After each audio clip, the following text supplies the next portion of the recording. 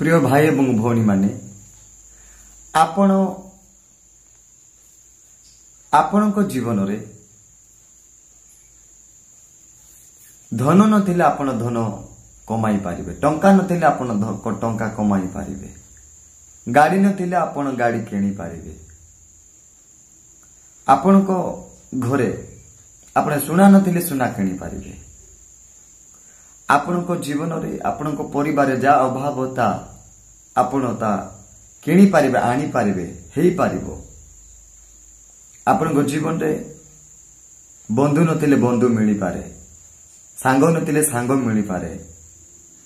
आज जगत रे संपर्क लोक माने अछन, संपर्क लोक माने नथिले आपण संपर्क पुनर्बार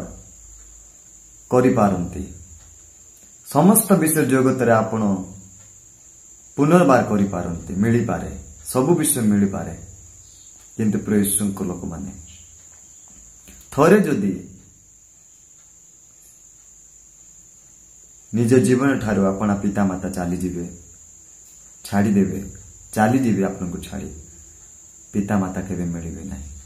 आपन को बंधु मिले, सांगे मिली पारिबो, बंधु मिली पारिबो, टंका मिली पारिबो, पैसा मिली पारिबो, धन मिली पारिबो, संपत्ति मिली पारिबो, पुनर्बार सब किछि आपन फेरिकी पाई पारिबे। किंतु प्रभु को लोक माने थोरे जदि पिता माता छाड़ी के चली जीवे ताहेले आपन फेरी पाइबे नाही। उदाहरण स्वरूप देखंतु आज अनेक अनाहत पुओ झियो माने अछंती, आमे देखु जा जीवन रे माँ बापा नाहंती अनाथ, सेमान को जाके पचारंतु सेमान को जीवन केते वेदना, केते कष्ट, केते दुख संघर्ष करिके सेमाने कोन करूछंती, बढुछंती। सब किछि आपण फेरिके पाई पारिबे आपण चाहिए। किंतु थोरे जदि माँ बापा को हराइबे, थोरे जदि माँ बापा चली जीवे, जीवन ठारे पुनर्बार मिले नाही। प्रेषण को लोक माने विशेष करिके ए विषय में काहे की कहूची, जेते बेले आमे देखु चतुर्थ वाणी प्रभु कालवरी क्रूस रे जेते बेले क्रूस ऊपर क्रूसार्पित होइथिले, सही समय रे यीशु ख्रीष्ट एले एले लामा सबक्तानी बोली कि से शब्द व्यवहार करिसथि। से कहिसथि एई शब्द रे ए चतुर्थ सप्तवाणी रे चतुर्थ वाणी रे एते दुख भरा, वेदना भरा, जंत्रणा भरा, कष्ट, व्याधि सबुठारु दुख एवं बादिला विषय एही चतुर्थ वाणी रे अछि। आमे लक्ष्य कले जानि परिबा यीशु ख्रीष्ट एठारे सबुठारु ए चतुर्थ वाणी रे से कोन कले दुख प्रकाश करूछंती और सब ए चतुर्थ वाणी रे यीशु ख्रीष्ट को बादी जाइछि। कारण मु आपण मान को कहली आपण सब किछि फेरी पाइबे, हेले थोरे जदि पिता माता चली जीवे आपण फेरी पाई पारिबे नाही। ठीक सेमिते प्रभु यीशु ख्रीष्ट क्रूस उपरे एठारे देखु एक दुखदायक विषय, एक जंत्रणार विषय, कष्टर विषय, पृथक होइबा विषय, अलगा हेबार विषय, छाड़ी देबार विषय, चली जीवार विषय, एही परिस्थिति, एही मुहूर्त, एही समस्त वेदना विषय नै कि कष्टर विषय यीशु ख्रीष्ट को जीवन रे आमे देखिबा को पाऊ। प्रेषण को लोक माने मु कहबा पे चाहे जदि यीशु ख्रीष्ट को सबुठार अधिक भाव रे बादी थिबा बाणी होउची, बादी थिबा कष्ट, सबुठार गभीर भाव रे आघात दैथिबा, कष्ट लागिथिबा बाणी होउची चतुर्थ वाणी। आमे सेठारे देखिबा को पा प्रेषण को लोक माने विशेष करिके एई चतुर्थ वाणी यीशु जते बेले आमे शास्त्रांश मध्य गोटे विषय पाठ करिबा जा लेखा जाइछे माती लिखित सुसमाचार तहिरो 27 अध्याय 45 पद एवं 46 पद को देखिबा। परे 12 घंटा ठारू 3 घंटा पर्यंत देश जाक अंधकार होई गला। देखंतु 12 घंटा ठारू 3 घंटा पर्यंत देश जाक अंधकार मही गला। प्रेषण को लोक माने मु कहूची ए चतुर्थ वाणी रे तापरे तलकु मु पाठ करा पे जाउछु। ए चतुर्थ वाणी 12 घंटा रु 3 घंटा पर्यंत एही एतिकी भितरे एही समय भितरे देश जाक अंधकार मही गला।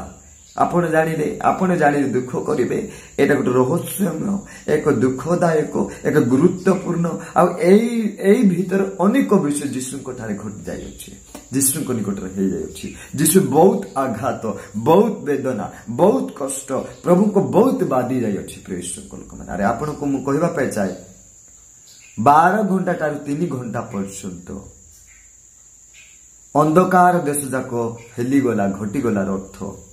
ଜାଣନ୍ତି କି? ଏଇ ଭିତରେ କଣ ହେଇଛି? ଏ ଅନ୍ଧକାର କେଉଁଠାରୁ ଆସିଥିଲା ଆଉ ଅନ୍ଧକାର କଣ ଅଟେ? ଅଳ୍ପ ସମୟ ଆମେ ଜାଣିବା। ଯେତେବେଳେ ଏ ଅନ୍ଧକାର କେଉଁଠାରୁ ଆସିଲା, ଅନ୍ଧକାର ଘଟିଗଲା, ଆଉ ଏ ଅନ୍ଧକାର କଣ ଅଟେ, କାହିଁକି ଯୀଶୁଙ୍କ ପାଖକୁ ଆସିଲା ଆପଣ ଜାଣିବେ। ପ୍ରଭୁଙ୍କର ଲୋକମାନଙ୍କୁ କହିବି, 3ଟି ମେକରେ ଯୀଶୁ ଯେତେବେଳେ କ୍ରୁଶରେ ଥିଲେ, 3ଟି ମେକରେ ଯୀଶୁ ଝୁଲିଲେ, ଆଉ 12 ଘଣ୍ଟା ଠାରୁ 3 ଘଣ୍ଟା ପର୍ଯ୍ୟନ୍ତ, 3ଟା ପର୍ଯ୍ୟନ୍ତ ଅନ୍ଧକାରମୟ ହେଇଗଲା। ଏ ଚତୁର୍ଥ ବାଣୀରେ ଯେତେବେଳେ ଯୀଶୁ ଖ୍ରୀଷ୍ଟ କ୍ରୁଶରେ ଝୁଲୁଅଛନ୍ତି, ଏ ଅନ୍ଧକାର ସ୍ୱୟଂ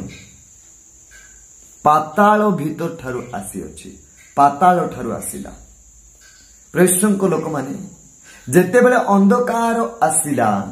ଦେଶ ଯାକ ଅନ୍ଧକାର ହେଲା। ଏ ଅନ୍ଧକାର ହଉଛି ଜଣେ ବ୍ୟକ୍ତି, ମୃତ୍ୟୁ ଜଣେ ବ୍ୟକ୍ତି ଯେମିତି, ଅନ୍ଧକାର ମଧ୍ୟ ଠିକ ସେମିତି ଜଣେ ବ୍ୟକ୍ତି।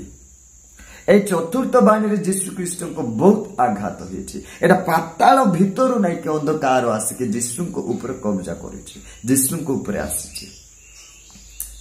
ଏ ଚତୁର୍ଥ ବାଣୀରେ ଆଜି ଯୀଶୁ ଖ୍ରୀଷ୍ଟଙ୍କର ଜୀବନ କଣ ହେଇଯାଇଛି ନା ଅନ୍ଧକାର ଠାରେ ଚାଲି ଯାଇଛି। ପ୍ରଭୁଙ୍କ ଲୋକମାନେ ବହୁତ ଦୁଃଖର ବିଷୟ। ଦେଖନ୍ତୁ ଯୀଶୁ ଖ୍ରୀଷ୍ଟ 12 ଘଣ୍ଟାରେ ଅନ୍ଧକାର ହେଲା, 3 ଘଣ୍ଟା ପର୍ଯ୍ୟନ୍ତ ଅନ୍ଧକାର ଘଟିଗଲା ଏ ଜଗତରେ, ଦେଶରେ। ଯେ ଜଗତକୁ ଜ୍ୟୋତି ଦେଲେ, ଯେ ଜଗତକୁ ଆଲୁଅ ଦେଲେ, ସେହି ଯୀଶୁ ବର୍ତ୍ତମାନ ଅନ୍ଧକାରକୁ କଣ କରୁଛନ୍ତି? ସାମ୍ନା କରୁଛନ୍ତି। ଅନ୍ଧକାରକୁ ସାମ୍ନା କଲେ। ଏଣେ ମୁଁ କହିବା ପାଇଁ ଚାହୁଁଛି, ସେଥିପାଇଁ ମୁଁ କହୁଛି ଏ ଅନ୍ଧକାର କଣ ମୁଁ ଆପଣମାନଙ୍କୁ କହିବି। ଆଉ ଏହି ଚତୁର୍ଥ ବାଣୀରେ ଯୀଶୁ ଖ୍ରୀଷ୍ଟଙ୍କୁ ବାଧିଲା ପରି ଆଉ କେଉଁ ବାଣୀ ନାହିଁ। ଏ ଚତୁର୍ଥ ବାଣୀ ବହୁତ ଇମ୍ପୋର୍ଟାଣ୍ଟ, ବହୁତ ଗୁରୁତ୍ୱପୂର୍ଣ୍ଣ। ଏଠାରେ ବହୁତ ଶିକ୍ଷା ଆମେ ପ୍ରାପ୍ତ ପାଇପାରିବା। ସବୁଠାରୁ ବାଧିଥିବା ବିଷୟ କଣ ଥିଲା? ଏ ଚତୁର୍ଥ ବାଣୀରେ ଆମେ ଦେଖିବାକୁ ପାଉଛୁ। କଣ ଥିଲା? ଯୀଶୁ ଖ୍ରୀଷ୍ଟଙ୍କୁ କରଡ଼ା ମାରିଲେ, ସେତେ ବାଧିଲା ନାହିଁ, ଯୀଶୁଙ୍କୁ ଆଘାତ ହେଲା ନାହିଁ, କଷ୍ଟ ଲାଗିଲା ନାହିଁ। ନିନ୍ଦା କଲେ, ତୁଚ୍ଛ କଲେ, ଅପମାନ କଲେ, ପରିହାସ କଲେ, ଯୀଶୁ ଖ୍ରୀଷ୍ଟଙ୍କୁ ବାଧିଲା ନାହିଁ, ଆଘାତ ହେଲା ନାହିଁ। ମୁକୁଟ, କଣ୍ଟାରେ ମୁକୁଟ ପିନ୍ଧାଇଲେ, ସେଟା ଆଘାତ ହେଲା ନାହିଁ, କଷ୍ଟ ହେଲା ନାହିଁ।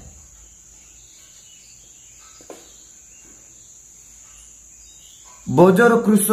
ଏତେ ବୋଜର କ୍ରୁଶ, ଏତେ ଭାରୀର କ୍ରୁଶ ଯୀଶୁଙ୍କୁ ବାହିଲେ, ସେଟା ଆଘାତ ହେଲା ନାହିଁ, କଷ୍ଟ ହେଲା ନାହିଁ। କେତେବେଳେ କଷ୍ଟ ହେଲା? ପ୍ରଭୁଙ୍କ ଲୋକମାନେ, କେତେବେଳେ କଷ୍ଟ ହେଲା? ଯେତେବେଳେ ଆମେ ପାଠ କରିବା, କେତେବେଳେ କଷ୍ଟ ହେଲା? ସେତେ ପର୍ଯ୍ୟନ୍ତ ଯୀଶୁଙ୍କୁ ସେତେ ଆଘାତ ହେଲା ନାହିଁ, ବାଧିଲା ନାହିଁ, କଷ୍ଟ ଲାଗିଲା ନାହିଁ, ସହ୍ୟ କରିକି ଗଲେ। କିନ୍ତୁ এই ଚତୁର୍ଥ ବାଣୀରେ ଯୀଶୁଙ୍କର କଷ୍ଟ, ଯୀଶୁଙ୍କର ବେଦନା, ଯୀଶୁଙ୍କର ସମ୍ପୂର୍ଣ୍ଣ ଭାବରେ ବାଧିଥିବାର ଏକ ଛବି, ବାଧିଥିବାର ଆତ୍ମା କାନ୍ଦିଥିବାର, ଯୀଶୁଙ୍କର ଆତ୍ମା, ଯୀଶୁଙ୍କର ଜୀବନ କାନ୍ଦି ବେଦନାର ଡାକକୁ ଏଠାରେ ଆମେ ଶୁଣିପାରୁଛୁ। ସେ ଡାକିକି କହିଲେ, ଏଲି ଏଲି ଲାମା ସାବକ୍ତାନି। କଷ୍ଟର ସହିତ, ବାଧିଲାର ସହିତ, ସମ୍ପୂର୍ଣ୍ଣ ଭଗ୍ନର ହୃଦୟ ସହିତ, ଜୀବନ ସହିତ, ବ୍ୟାକୁଳ ଭାବରେ ଆମେ ଦେଖିବା। ବର୍ତ୍ତମାନ ପାଠ କରୁଛି ମାତେ ଲିଖିତ ସୁସମାଚାର 27 ଅଧ୍ୟାୟର 36 ପଦ, 46 ପଦ, ପ୍ରାୟ 3 ଘଣ୍ଟା ସମୟରେ ଯୀଶୁ ଉଚ୍ଚ ସ୍ୱରରେ ଡାକି କହିଲେ, ଏଲି ଏଲି ଲାମା ସାବକ୍ତାନି, ଅର୍ଥାତ୍ हे मोर ईश्वर, हे मोर ईश्वर, तुम्हें मते काहिंकी परित्याग कलो। कौन लिखा गला? एली एली लामा साबक्तानी, अर्थात हे मोर ईश्वर, हे मोर ईश्वर, तुम्हें मते काहिंकी परित्याग कलो। प्रिय ईश्वर लोक माने ठारे आमे देखो, मु कहले यीशु कंटार मुकुट मारिले, चाबुक मारिले, क्रूस बाहिले, कौन चाबुक सहित चमड़ा उपाड़े परिहास कले दाढ़ी उपाड़े छप पाखे चापड़ मारिले कंटार मुकुट पिंधाइले किछि तांको कष्ट सेतेबेले लागि नथिला बादिला नाही समस्त विषय केतेबेले बादिला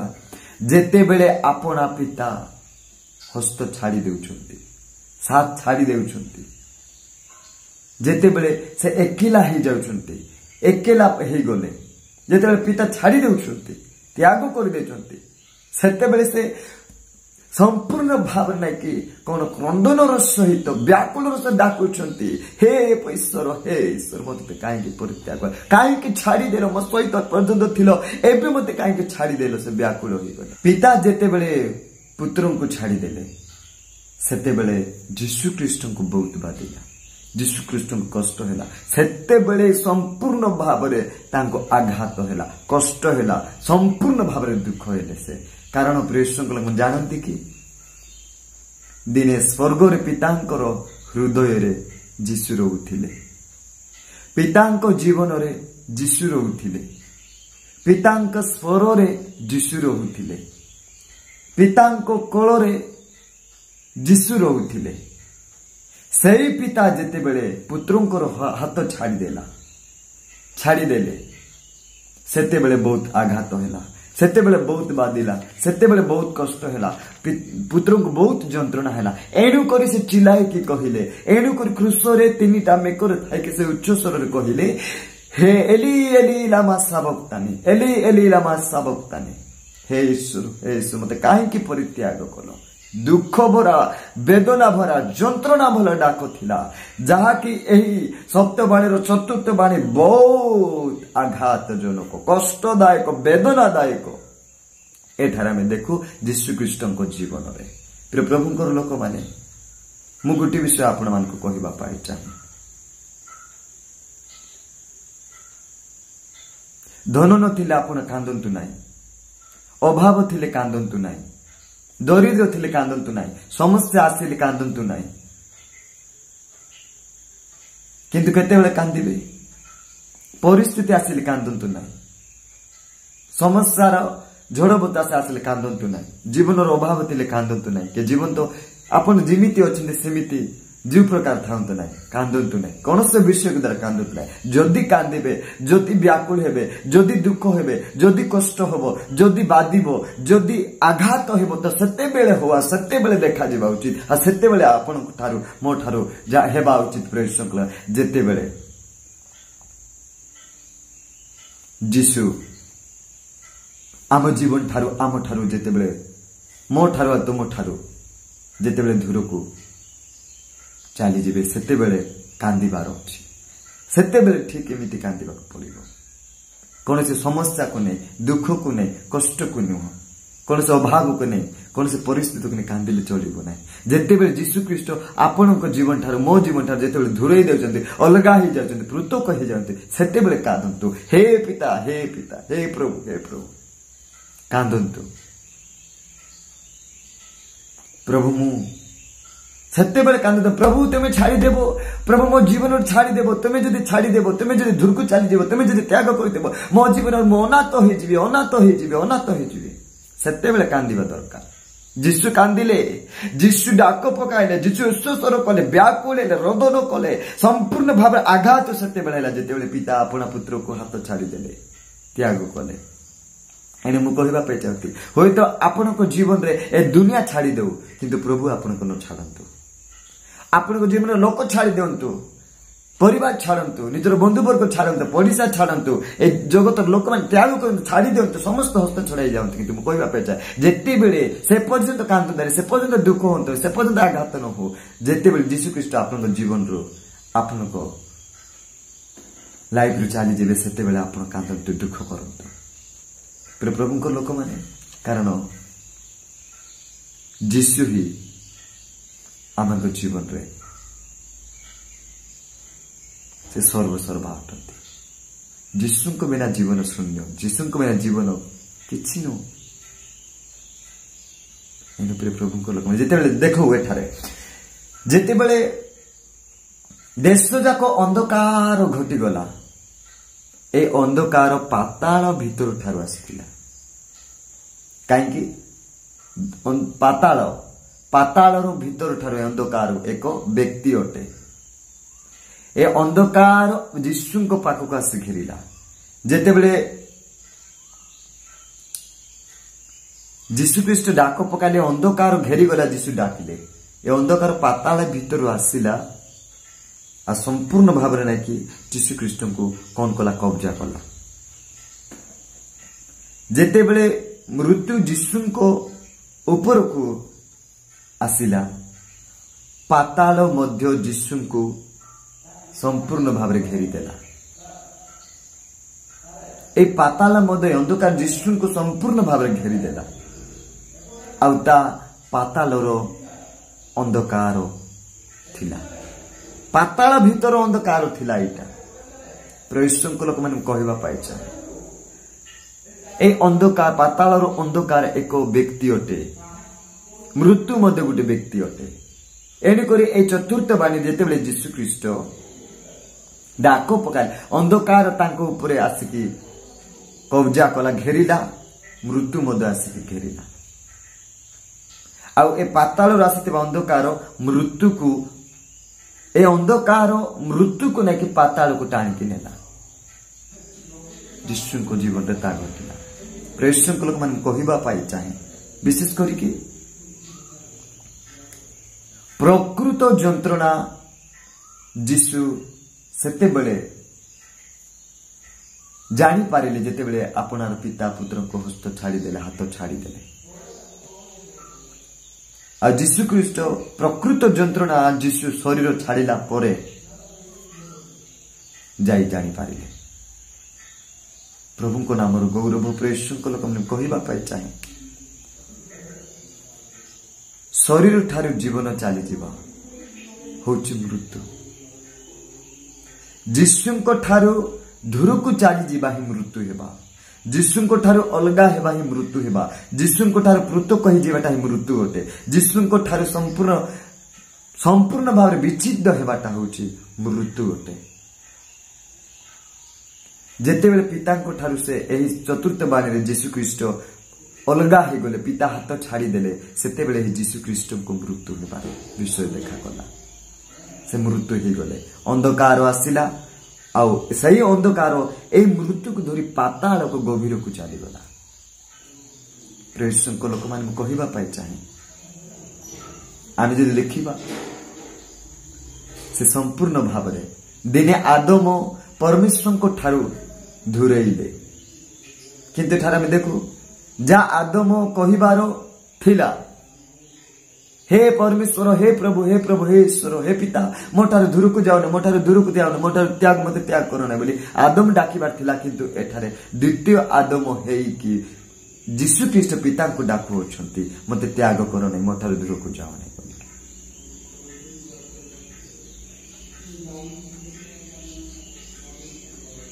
तो प्रभु को लोक मान कहवा पाई चाहे